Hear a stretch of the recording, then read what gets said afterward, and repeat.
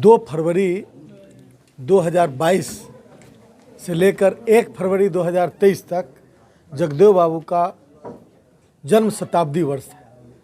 1 फरवरी को जन्म शताब्दी वर्ष के अवसर पर राष्ट्रीय जनता दल के तत्वावधान में पटना के बापू सभागार में जगदेव बाबू के 100वें जन्म तिथि पर जन्म वर्ष के अवसर पर शहीद जगदेव जन्म शताब्दी समारोह का आयोजन किया गया है और इस संदर्भ में हम लोगों से मिलने आए हैं।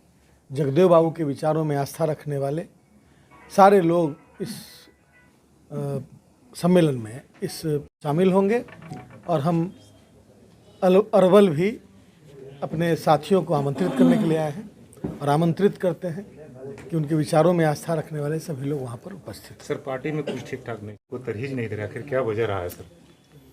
नहीं, देखिए, पार्टी अलग अलग पार्टी का आंतरिक मामला रहता है ना, और आंतरिक मामला रहता है तो सब चीज़ फ्लोर पर लाना जरूरी नहीं है। मैंने आप सब लोग देख ही रहे हैं क्या स्थिति है। तो उसमें महागठबंधन 7 दलों का गठबंधन है। सभी पार्टियों में कुछ 19-20 हो सकता है, लेकिन महागठबंधन एकजुट है। इस बात के लिए हम आश्वस्त करना चाहते हैं। पता चल रहा है सर कि ये सब इन अफवाहों का कोई आधार नहीं, कोई बेस नहीं। लगता है कि कुछ साजिश के तहत इस तरह की अफवाहों को फैलाकर और यहाँ पर लोगों में कन्फ्यूजन पैदा करना चाहते हैं। नीतीश कुमार जी ने स्पष्ट राष्ट्रीय जनता दल यूनाइटेड और सभी 7 दलों ने स्पष्ट निर्णय लिया है। उसी निर्णय के तहत ये सरकार बनी है और ये सरकार बहुत अच्छी तरह चल भी रही है। आने वाले दिनों में आम जनता के लाभ के लिए और बिहार के विकास के लिए ये सरकार काम करती रहेगी। अब पार्टियां हैं तो आरजेडी के साथ क्या डील हुई है?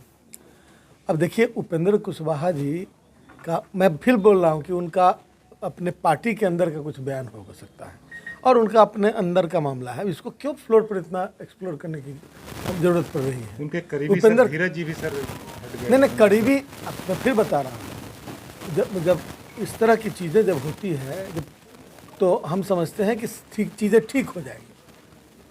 और जब तक आस है, हम समझते हैं कि वो एक अच्छे आदमी हैं। मैंने कई कारणों से उनका मूवमेंट अलग अलग समय अलग अलग रहा है, तो मैं समझता हूँ कि इतनी समझदारी उनमें ज़रूर है कि अभी जो समय है वो सांप्रदायिक तत्वों से लड़ने का है। इस देश पे फांसीवादी तत्वों का कब्जा है, उससे छुड़ाने का है। यह आम लोगों की अपेक्षा, उनके साथ जो लोग होंगे भी, उनकी भी अपेक्षा है कि नेता ऐसी शक्तियों से लड़ाई करें। लेकिन बार बार जब उसके गोद में जाके बैठ जाइएगा तो लोगों का विश्वास आपसे उठ जाएगा। ऐसे में पार्टी को हरास भी हो सकता है क्या? व्यक्तिगत हरास भी होगा, पार्टी को क्या फर्क पड़ेगा? तो उसके साथ देते क्या कहना चाहिए? उस पर कार्रवाई भी हो रही है और मैं समझता हूँ कि नहीं, कब तक क्या, जब तक कि पूरी शक्ति से सारी चीज़ों को लागू नहीं किया जाता। और अभी उसके लिए मेजर्स लिए गए हैं, नए मेजर्स, डीजीपी बदले गए हैं बिहार के। आपको नहीं लग रहा है कि कुछ शक्ति पहले से अधिक हो रही है? और जितने भी सोर्सेज हैं, मुख्यमंत्री जी ने स्पष्ट कहा कि गरीबों पर नहीं, जो बड़े सप्लायर्स हैं, जो गलत काम में लगे हुए हैं, उन पर सख्त कार्रवाई करने का निर्देश दिया गया है और उस पर सख्त कार्रवाई हो रही है। इस पर क्या करना है? देखिए, दाखिल खारिज की जो पेंडेंसी है, जो जितना क्यू में लोग लगे हुए हैं, तो उसको स्ट्रीमलाइन करने के लिए, उसको व्यवस्थित करने के लिए सरकार ने कई कदम उठाए।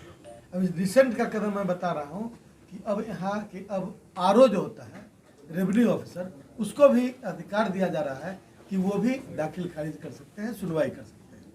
तो ये अधिकार इसलिए दिया जा रहा है कि जो सीओ है वो बहुत लोडेड रहते थे प्रशासनिक कार्यों में भी, तो उनका जो अकेले हो नहीं पाता था, इसलिए इस जिम्मेवारी को 2 जगह बांट दिया गया है।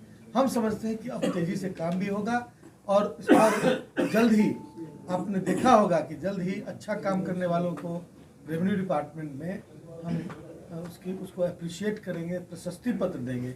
और जिनका परफॉर्मेंस अच्छा नहीं या जिसने बहुत सारी गड़बड़ी कर रखी है, उसको हम सज़ा भी बहुत मतलब काफ़ी दे रहे हैं।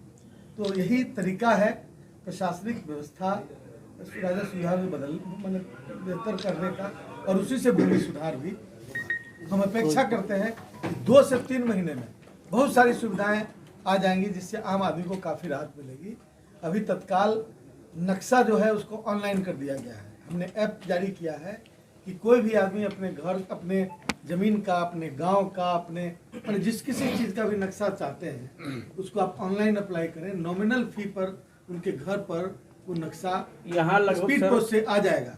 और उसके साथ साथ अब हम लॉन्च करेंगे बहुत जल्दी एक और ऐप, जिसके तहत आप अपनी ज़मीन का कोई भी डॉक्यूमेंट्स देश के किसी भी कोने में रहकर नक्शा और डॉक्यूमेंट्स मतलब नकल जिसको बोलते हैं, डिजिटाइज सिग्नेचर के साथ आपके घर पहुंचे। यहाँ तो 2-3 इसलिए ऑनलाइन की व्यवस्था कर दी गई है।